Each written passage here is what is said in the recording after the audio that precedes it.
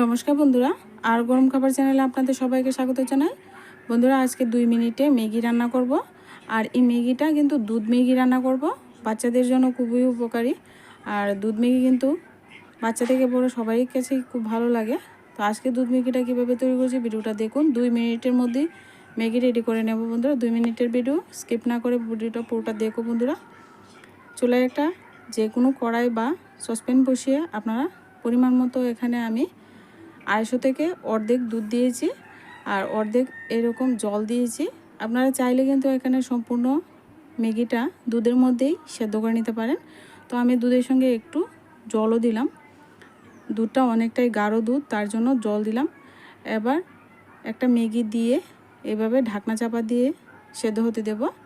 একটু সময়ের মধ্যে দেখবেন বলক চলে আসবে। তারপর দেখবেন ম্যাগিটা নাড়াচাড়া করে এর মধ্যে আমি চিনি দিয়ে দেব এখানে ছোটো চামচে 2 চামচ।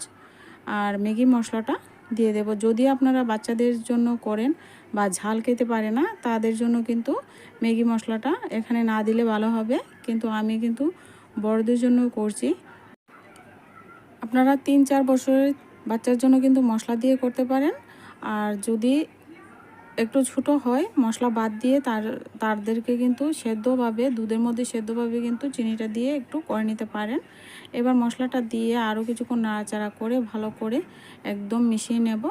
আর দুধটা আপনাদেরকে দেখিয়ে দেব কতটুকু রেখে আমি নামিয়ে নেব। তো এই পর্যায়ে কিন্তু নামিয়ে নিতে হবে। আর এর থেকে যদি আরেকটু পাতলা খেতে চান তাহলে কিন্তু এখানে আরও দুধ রেখে কিন্তু রান্না করতে হবে। দেখুন এরকম গাঢ় হয়েছে, এরকম রেখে কিন্তু এবার নামিয়ে পরিবেশন করে নিচ্ছি।